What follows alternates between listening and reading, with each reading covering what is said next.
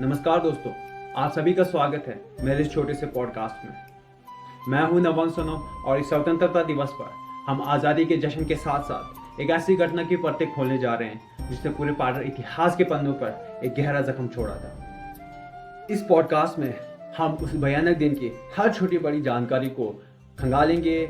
चश्मदीदों की बयान, जांच रिपोर्ट, अनकही कहानियां और जहाज हादसे के पीछे के राज को जानने की कोशिश करेंगे। ये सिर्फ अतीत की बात नहीं बल्कि एक सबक है, एक चेतावनी है और उन सब आत्माओं को श्रद्धांजलि है जो उस दिन अकाल मृत्यु का हिस्सा बने। तो मेरे दोस्तों, तैयार हो जाइए एक ऐसी यात्रा के लिए जहां हम पार्टर इतिहास के सबसे दर्दनाक पलों को फिर से एक बार जिएंगे, समझेंगे और शायद उससे कुछ सीख पाएंगे। तो मेरे दोस्तों, एक खास पॉडकास्ट इस स्वतंत्रता दिवस पर सिर्फ आपके लिए और उन सब परिवारों के लिए जिन्होंने उस समय अपने भाई, अपने पति और एक दोस्त को उस जहाज हादसे में खोया था।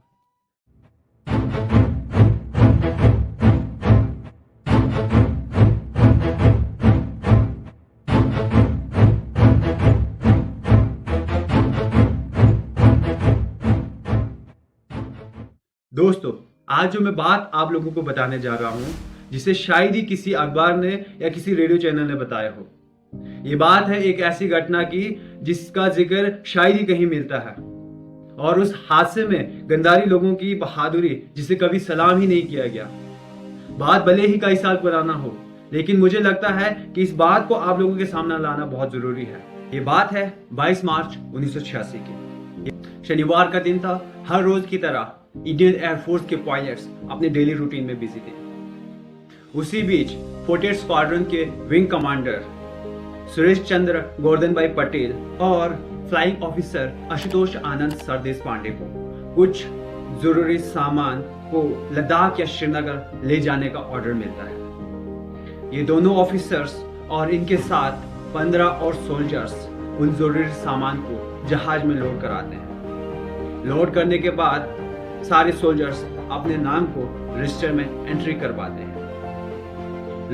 एंट्री करवाने के बाद पठानकोट मिलिट्री एयर स्टेशन से इंडियन एयरफोर्स के Antonov EN-32 registration number K2702 runway से टेक ऑफ करता है। दोस्तों, हम इस एपिसोड के जरूरी पहलू पर पहुंचे उससे पहले हम इंडियन एयरफोर्स के एंटोनोव EN-32 जहाज के बारे में जान लेते हैं। इस जहाज को सोवियत यूनियन के आज के यूक्रेन देश ने मैन्युफैक्चर किया था और जिस कंपनी ने मैन्युफैक्चर किया था उसका नाम एवेंट कंपनी था। इस जहाज को रीमॉडिफाई किया था एंटोनोव 26 जहाज के मॉडल पर। इस जहाज पर टर्बो डबल इंजन लगा था और इस जहाज को ऐसा डिजाइन किया था कि ये खराब से खराब मौसम में उड़ सके। ये जहाज अपने समय का सबसे बेहतरीन जहाजों में से एक था। ये जहाज खाली 9,500 मीटर और लोडेड 4,500 मीटर की ऊंचाई पर उड़ सका। इस जहाज की maximum speed 530 kilometre per hour था। इस जहाज को पहली बार 1977 में पेरिस एयर शो में दिखाया था और 1984 में भारत सरकार ने एंटोनोव EN-32 के 125 जहाज को इंडियन एयरफोर्स के सर्विस में शामिल किया था। आज भी 100 से ज्यादा EN-32 के जहाज सर्विस में है। तो दोस्तों, ये रहा जहाज की डिटेल्स और अब वापस आते हैं अपनी स्टोरी पर। दोस्तों, टेक ऑफ के दौरान जहाज में कोई खराबी नहीं दिखा। जहाज ने आराम से टेक ऑफ कर दिया। लेकिन दिक्कत इस बात का था कि उस समय जम्मू कश्मीर के कुछ इलाकों में खराब मौसम चल रहा था और जहाज का रूट भी उन्हीं इलाकों से था। जहाज जैसे जैसे एलिवेशन गेन कर रहा था वैसे वैसे वह उन इलाकों के नजदीक पहुंच रहा था। तो जैसे ही जहाज ने उन खराब मौसम इलाकों में एंटर किया, उन्हें काले बादलों के बीच से गुजरना पड़ा। जहाज के पायलट को सामने कुछ भी दिखाई नहीं दे रहा। फिर अचानक से जहाज में टर्बुलेंस होने लगता है जिसके चलते जहाज नीचे की ओर गिर पड़ता है। लेकिन हमारे इंडियन एयरफोर्स के पायलट उस जहाज को कंट्रोल कर लेता है और फिर से जहाज में एलिवेशन गेन करा। लेकिन उस दिन होने को कुछ और ही मंजूर था। जहाज जैसे जैसे एलिवेशन गेन कर रहा था उसे काले बादलों के बीच से होना पड़ रहा था। एक तो पायलट को कुछ भी नजर नहीं आ रहा था। जैसे जैसे उन्हें कुछ दिखने लगा तब तक बहुत देर हो चुका था, क्योंकि सामने एक बहुत बड़ा पहाड़ नजर आ रहा था। जहाज की स्पीड भी इतना था कि वो उस पहाड़ से डायरेक्ट क्रैश कर जाता है। क्रैश की आवाज इतनी बड़ी थी कि उसकी गूंज जो है पूरे पहाड़ के गंदारी इलाके में सुनाई देता है। क्रैश करने से पहले जहाज की आवाज पूरे गांव में सुनाई देता है। गांव वाले इतने नासमझ थे कि उन्हें लगा कि आसमान में खराब मौसम के चलते बादल गरज रहे हैं। जब जहाज पहाड़ी के साथ क्रैश कर जाता है और उसकी आवाज पूरे गांव में गूंजता है तो गांव वालों को लगता है कि कहीं दूर पहाड़ी में बादल फटे हैं। लेकिन उसी बीच एक गांव वाले को वो नज़ारा दिखता है। उसको दिखता है कि पहाड़ की चोटी पर आग की लपटें निकल रही है। तो वो डर जाता है। वो उस नज़ारे को देखकर अकेला हिम्मत नहीं करता है कि वो वहाँ पर जाए। तो इसीलिए वो वापस गांव आता है और गांव वालों को उस नज़ारे के बारे में बताता है। तो सारे गांव वाले मिलकर उस इलाके की तरफ बढ़ने लगता है। इलाका इतना ऊंचाई पर था कि लोगों को वहां पहुंचते पहुंचते 2 से 3 घंटे लगा। मार्च का महीना था, बर्फ था और ठंड भी था, लेकिन लोगों ने हिम्मत करके उस इलाके में गए और जो नज़ारा वहां के लोगों ने देखा था वो आज भी लोगों के दिलों में जिंदा है।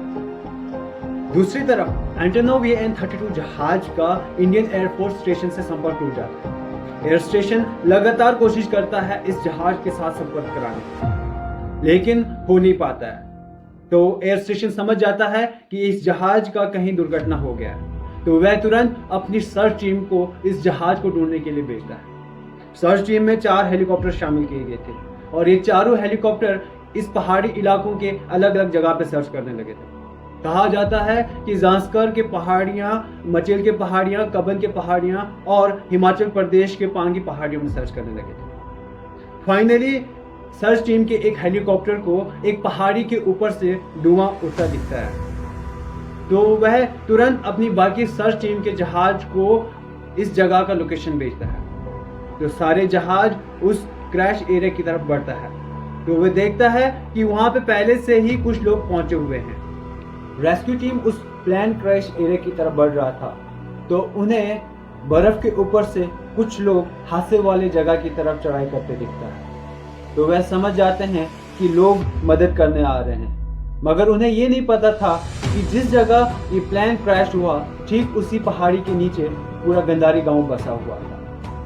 इसीलिए रेस्क्यू टीम डायरेक्ट अपनी हेलीकॉप्टर्स को उस प्लेन क्रैश एरिया की तरफ ले जाता है। जब रेस्क्यू टीम उस प्लेन क्रैश एरिया पे पहुंचता है तो उन्हें जहाज के बिखरे हुए मलबे और काला घना धुआं के अलावा कुछ दिखाई नहीं देता। इसीलिए प्रॉपर सर्च ऑपरेशन के लिए अपने कुछ रेस्क्यू स्टाफ को वहां पे उतारते हैं। बाकी सारे जहाज पहाड़ी के सभी इलाके में छानबीन करता है। कुछ जहाज तो पहाड़ी के दूसरी तरफ भी चले गए और रेस्क्यू टीम को वहां पे भी जहाज के कुछ मलबे दिखाई दिए। इसीलिए रेस्क्यू टीम समझ जाते हैं कि ये सर्च ऑपरेशन एक दिन में कंप्लीट नहीं होगा। तभी रेस्क्यू टीम अपनी हेलीकॉप्टर्स को प्रॉपर प्लेन क्रैश एरिया में उतारने की कोशिश करते हैं, मगर खाड़ी चट्टान और बर्फीला पहाड़ होने की वजह से नहीं उतार पाते हैं। इसलिए रेस्क्यू टीम अपनी हेलीकॉप्टर्स को क्रैश एरिया से लगभग 500 मीटर नीचे लैंड कराने की कोशिश करता है, मगर बर्फ़ की वजह से वहाँ पे भी उतार नहीं पाते हैं।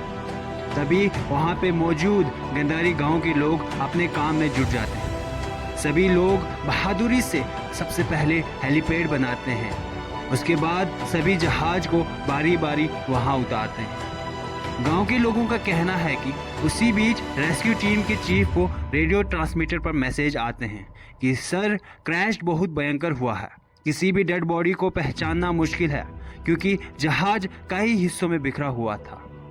इसलिए चीफ जल्दी से सभी हेलीकॉप्टर्स को लैंड कराते हैं, मगर लैंड कराते कराते शाम ढलने लगता है। चीफ जल्दी से ऊपर मैसेज भेजता है कि जितना डेड बॉडीज रिकवर हुआ उन्हें लेने जहाज भेज रहा हूँ। अंधेरा होने तक 3 हेलीकॉप्टर्स में लगभग 5 जवानों के बॉडीज को आईएएफ स्टेशन के हॉस्पिटल भेज देते हैं, मगर अभी भी 12 लोगों के डेड बॉडीज को ढूंढना बाकी था।